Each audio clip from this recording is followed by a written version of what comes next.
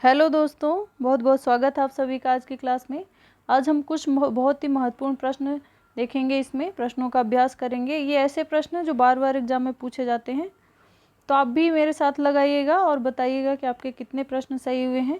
हमारी जो व्याकरण की क्लास है वो साथ साथ चलती रहेगी, लेकिन हम प्रश्नों का भी अभ्यास करेंगे जिससे आपकी तैयारी और बेहतर हो पाए। तो चलिए शुरू करते हैं। जो पहला हमारा प्रश्न है वो है, किस शब्द की वर्तनी अशुद्ध है? आपको वर्तनी अशुद्ध बताना है। ऑप्शन है मनोकामना, मनोहर, मनोयोग, मनोरथ। ठीक है, तो जो इसका आंसर होगा वो कौन सा होगा? मनोकामना। मनोकामना शब्द की जो वर्तनी है वो क्या है? अशुद्ध है। लेकिन प्रचलन में यही शब्द है। बाकी अगर वर्तनी की दृष्टि से देखा जाए तो ये आपका शब्द क्या है? गलत है। तो क्या सही शब्द होगा? मन धन कामना। मन कामना लिखा जाता है, मन कामना। सही शब्द कैसे लिखा जाएगा? मन कामना, ये सही शब्द होता है। लेकिन प्रचलन में यही मनोकामना शब्द ही है, ऐसा ही हम लिखते हैं। लेकिन वर्तनी की दृष्टि से पूछेगा तो आप ऐसा लिखेंगे मन कामना, ये सही शब्द होता है। बाकी ये जो तीन ऑप्शन है, मनोहर, मनोयोग, मनोरथ, ये कौन सी संधि के शब्द हैं?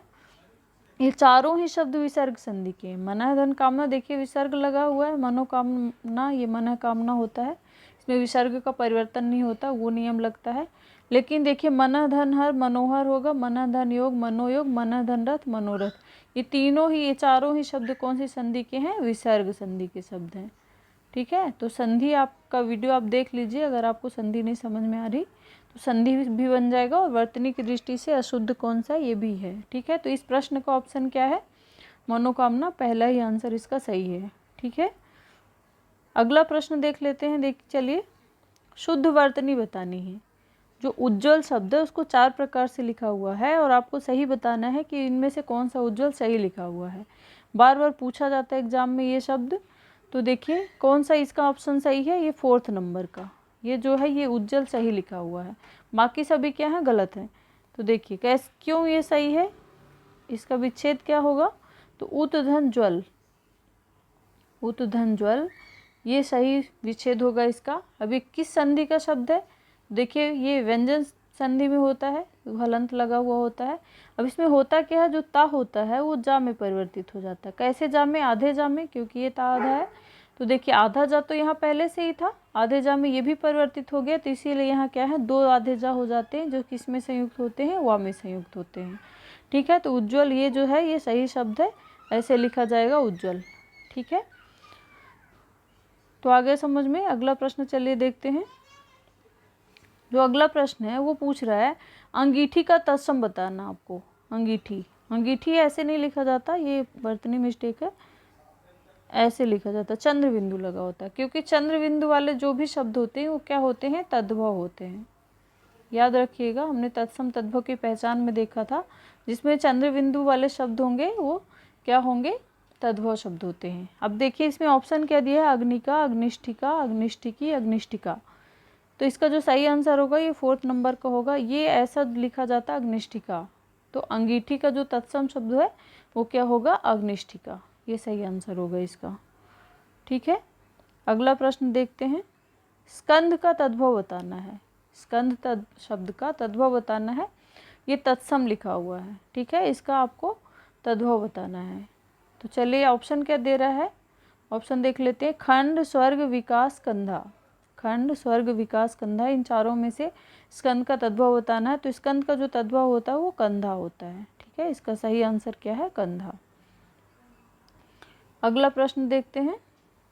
अगला प्रश्न है, शुद्ध वर्तनी बतानी है।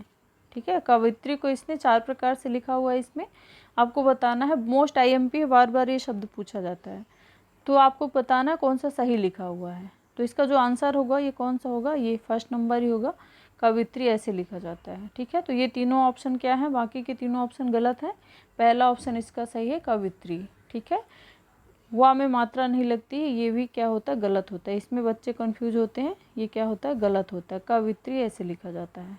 ठीक है, तो आगे समझ में। तो अगला प्रश्न देख लेते हैं।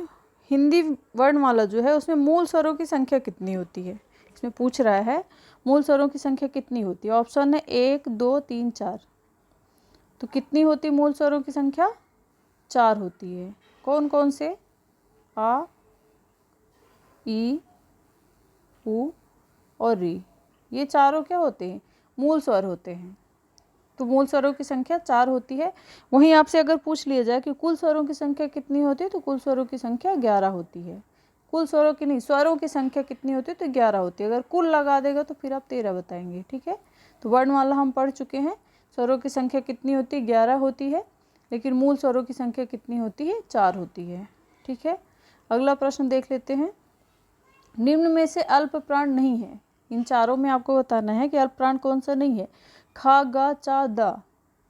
तो बताइए इनमें से कौन सा अल्प प्राण नहीं है?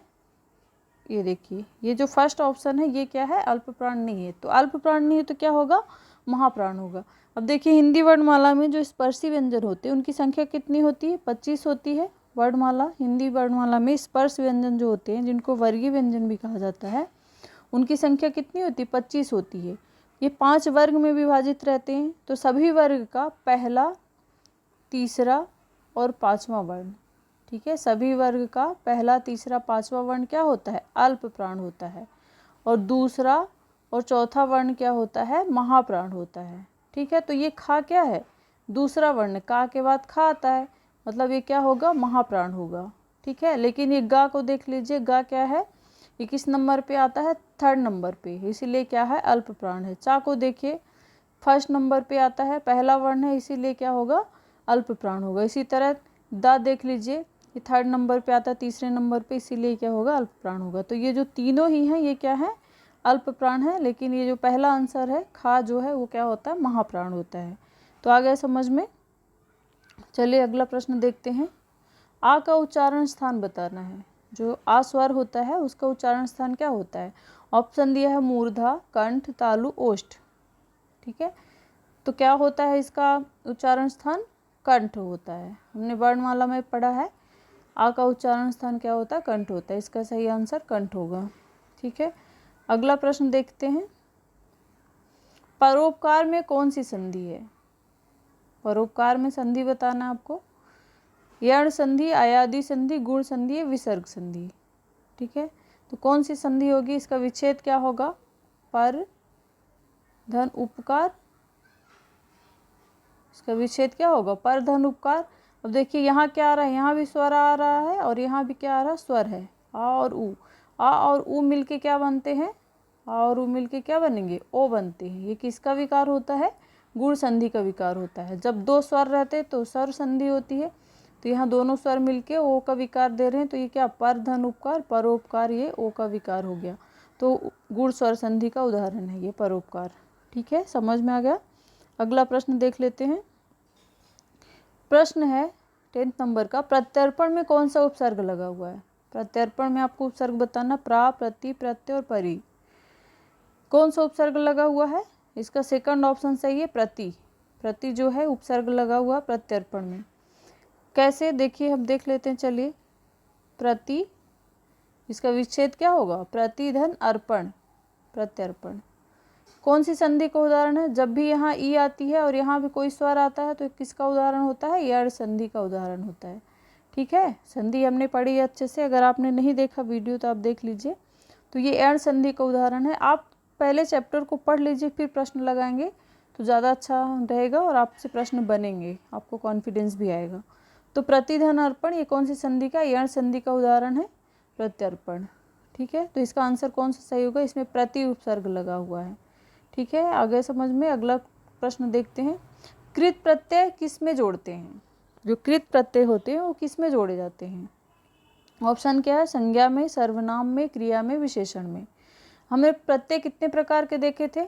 2 प्रकार के। कौन कौन से? एक तो कृत प्रत्यय देखा था, एक क्या देखा था? तद्धित प्रत्यय देखा था। ठीक है, कृत और तद्धित 2 प्रत्यय देखे थे। तो जो कृत प्रत्यय होते हैं किस में जुड़ते हैं? क्रिया में जुड़ते हैं। ठीक है, तो इसका आंसर ये क्या होगा? क्रिया, क्रिया में जुड़ते हैं। और जो तद्धित प्रत्यय होते हैं ये किस में जुड़ते हैं? ये संज्ञा, सर्वनाम और विशेषण में जुड़ते हैं। ठीक है, समझ में आ गया? क्रिया में जुड़ते हैं वो क्या होते हैं? कृत प्रत्यय होते हैं। जो संज्ञा, सर्वनाम, विशेषण में जुड़ते हैं वो तद्धित प्रत्यय होते हैं। तो इसका जो सही आंसर होगा क्रिया होगा, तीसरा नंबर। ठीक है, अगला प्रश्न है 12वें नंबर का।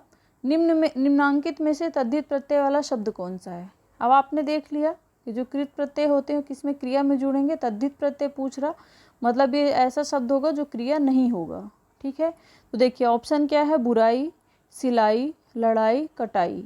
अब बताइए सिलाई क्या है, क्रिया है, लड़ाई क्या है, ये भी क्रिया है, कटाई क्या है, ये भी क्रिया, ये तीनों तो क्रिया है।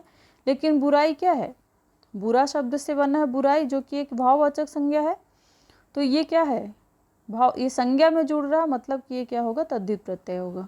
ठीक है, तो तद्धित प्रत्यय वाला शब्द कौन सा होगा, बुराई। इसका पहला आंसर जो होगा वो क्या होगा, सही होगा, बुराई। ठीक है, अगला प्रश्न देखते हैं। सर्प का पर्यायवाची पूछ रहा है।